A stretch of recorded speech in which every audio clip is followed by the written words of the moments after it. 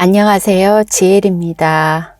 오늘은 인간석가라는 책 한 권을 소개해 드리고자 합니다. 저자는 다카하시 신지라는 분이시고 역자는 김혜석 님이십니다. 이 책은 특이하게도 영적인 시사와 손의 움직임에 따라 저절로 써여진 책이라고 합니다. 일반적으로 석가전은 그 제자들의 행적이 주된 내용이지만 이 책에서는 출가해서 깨달음에 이르는 과정을 자세히 적고 있습니다. 역자서문에서는 인간 석가는 불자만의 교준이 아님을 확신한다. 이 책을 계기로 여러 종교를 막론하고 진리는 오직 하나로 있을 뿐이라는 것과 일상생활 속에서 진리로 살아가는 방법이 어디에도 치우치지 않는 중도의 마음으로 조화와 질서를 이루며 살아감을 강조하고 있습니다. 제가 이 책에서 소개해드리고 싶은 내용도 마음 공부자가 일상생활에서 어떤 마음가짐을 가지고 참된 모습으로 실천할 수 있는 방법에 대해서 소개해드리고자 합니다.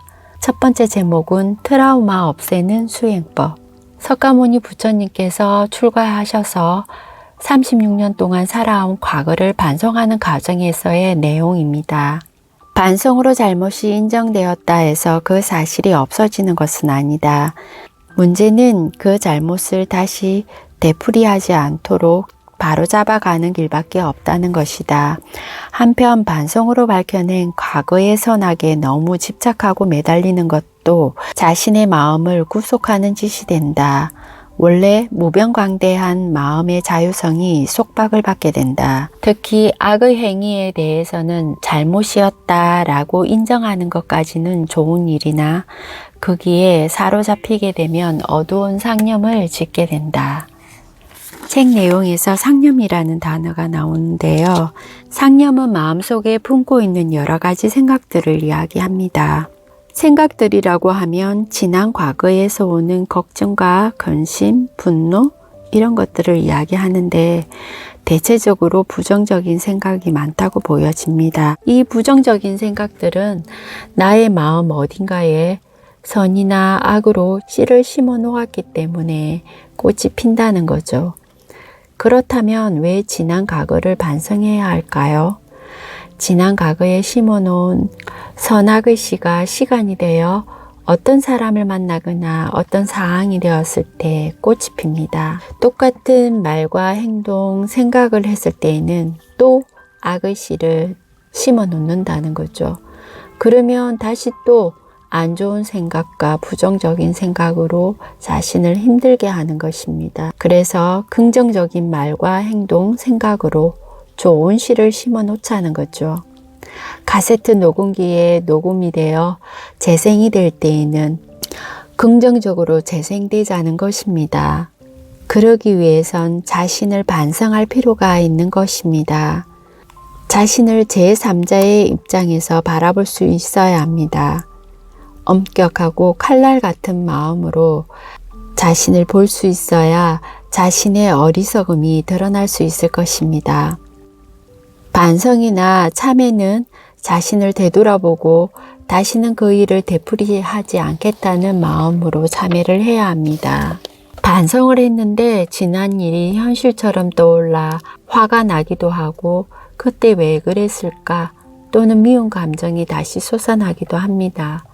그것은 올바른 반성을 했다고 볼 수 없겠지요. 그 행위에 대한 부정적인 감정을 되집어 넣어 내면에서 재해석되어 긍정적으로 표현되어야 합니다.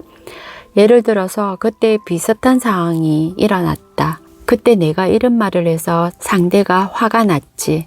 이번에는 말을 참아보고 미소만 지어봐 봐야지. 이렇게 우리는 말과 행동, 생각들을 수정해 나가는 것입니다. 그것이 우리의 업을 수정해 나가는 것이며 업은 자신의 노력과 용기가 필요하고 끊임없는 탐구와 지혜를 기울여야 한다는 것입니다. 어떤 사람 이름을 떠올리면 그 사람 이미지나 느낌이 떠오르기도 합니다. 만일 그 사람한테 트라우마가 있다면 그때의 트라우마가 생생하게 떠오르기도 하지요. 이러한 생각들은 그동안 살아오면서 쌓인 상념으로 마음이 물들고 젖어 올바른 생각이 아닌 거짓된 생각으로 그 사람의 이미지나 느낌이 떠오르게 되는 것입니다. 그로 인해서 마음을 괴롭게 만들기도 하지요. 그래서 상념으로 물들고 젖어 있는 마음을 염호되고 염습되었다고 하는데요. 이 상념이나 트라우마를 없애는 수행법을 소개해 드리고자 합니다. 사자 다리나 가부좌를 하고 편안하게 앉습니다. 복식호흡으로 숨을 들이쉬고 내쉬고, 호흡이 어느 정도 안정이 되시면 숨을 들이신 상태에서 멈추고 또다시 마시고, 이것을 5번 동안 합니다. 양손을 펼칩니다. 사지는 붙이고 엄지손가락은 펼치신 후 1, 2지 사이에 끼우고 양손을 칩니다. 12번을 치고 숨을 내쉽니다. 이렇게 3분 동안 반복해서 합니다. 이 수행법을 하시면 상념이 줄어들 것입니다. 두 번째 제목은 내 모습이 내 모습이래. 이 내용은 제자들 교화 활동을 할 때 내용입니다. 정법은 자신에게 엄격하고 남에겐 관용인 것이 특징이며, 관용의 마음은 본디 사랑의 마음이며 사람을 따뜻하게 감싸고 용서하는 하늘처럼 넓은 마음이기도 했다. 관용의 마음은 남의 잘못을 너그럽게 받아들이고 용서하는 마음인데요. 나 중심적인 애고적인 마음을 내려놓고 겸손한 마음으로 나 자신을 보는 마음입니다. 나 중심적이지 않는 사람, 번뇌도 적을 것이고 세상 살아가는 걸림도 적을 것입니다. 나 중심적인 것을 몸으로 한번 느껴보시기 바랍니다. 움츠려 있고 인상을 쓰고 있고 곤두서 있고 그리고 스트레스가 많아 보입니다. 왠지 다가가기가 싫어지죠. 겸손한 느낌을 몸으로 느껴보세요. 포근하고 몸에 힘이 들어가지 않고 미소가 절로 나고 왠지 따뜻하고 왠지 다가가고 싶지 않으세요? 그런 겸손함을 몸으로 느껴보시고 사람들을 대할 때 그렇게 한번 해보시는 것도 좋을 것 같아요.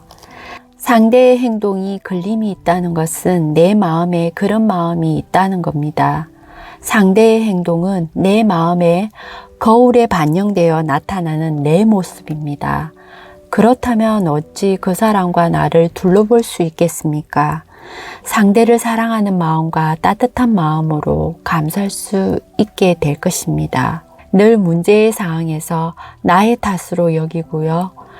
나 자신을 성찰하고 자신의 말과 행동을 수정해 나가야 할 것입니다. 그것이 우리가 바른 삶을 살아가는 기준이기도 할 것이고요. 세 번째 제목은 태어나기 전부터 한 약속. 태어나기 전부터 우리는 누구와 어떤 약속을 했을까요? 궁금하시죠? 범천으로부터 석가모니 부처님은 태어나기 전부터 약속된 사명을 듣고 결심하기까지의 내용이고요. 우르벨라로 석가모니 부처님이 떠나기 전 제자들을 모아놓고 설법하는 내용입니다. 이 두 가지는 사명에 관한 이야기라서 같이 읽어드리겠습니다. 인간의 영혼은 육체를 한번 지니게 되면 좀처럼 자신이라는 본성을 깨닫기가 힘드는 법이다. 마음이 오간에 좌우되기 때문이다.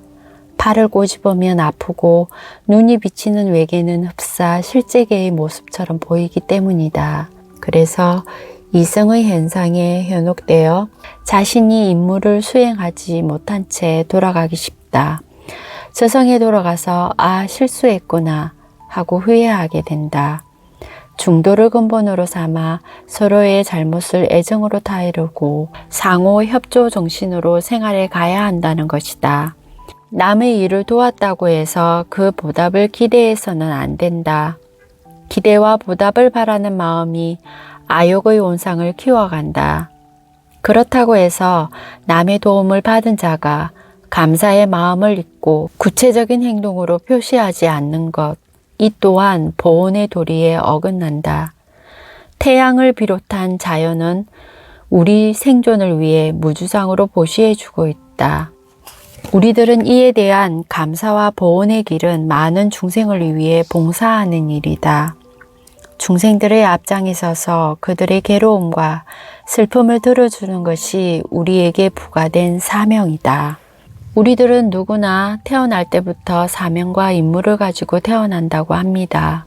어제와 오늘의 사진을 봐도 미세하게 변화되어 있는 나의 모습, 10년이 지나면 완전히 변화된 모습을 하고 있고 하루에도 12번 변하는 마음으로 살아가고 있습니다. 이렇게 세월의 무상함으로 살아가는 우리는 잠깐 느끼는 행복으로 살아가고 있지는 않은지 모르겠습니다. 현실에서 느끼는 잘못된 오감의 정보로 좋은 음식 먹고 좋은 옷을 사 입고 좋은 집을 사고 이것이 행복이라고 생각하고 살아갑니다. 근데 그 행복이 오래 가나요? 얼마 가지 않아서 그 집을 샀던 행복은 어디로 가고 없고 또 다른 행복이 올 거라고 기대하며 추억 속에서 허우적대며 살아가고 있지는 않는지요. 진정 우리가 이 땅에 태어난 의미와 사명에 대해 한 번쯤 생각해 보신 적이 있으신가요? 대체적으로 사람들은 임무와 사명이라면 아주 거창한 걸로 큰 의미를 부여하여 막연한 것으로 생각하는 경우가 있습니다. 내가 어떻게 중생 구제를 해? 내가 어떻게 중생을 제도한다고? 사람들은 어려운 일이나 힘든 일이 생기면 차분하게 또는 지혜롭게 자신의 일을 처리해 나가는 사람도 있지만 대체적으로 우왕좌왕하면서 포기하거나 심할 경우에는 스트레스로 자신의 몸과 마음을 해치기도 합니다. 이것은 자신만의 문제가 아니라 나와 가족 그리고 크게는 사회, 국가 이렇게 악의 영향을 주기도 하지요. 자연이 우리에게 바라는 것 없이 무엇이든 내어주고 무주상보시를 하듯이 힘든 이가 있으면 다가가서 우리가 방편이나 해결책을 직접적으로 해결해 주지는 못하지만 따뜻하게 감싸주고 아픔을 나누고 작은 일부터 실천해 보는 건 어떨까요? 그러면 이 사회가 좀 더 따뜻한 사회, 따뜻한 하나의 마음으로 성장할 거라 생각합니다. 오늘은 여기까지 하도록 할게요. 다음 시간에도 인간석가 책으로 찾아뵙겠습니다. 시청해 주셔서 감사합니다.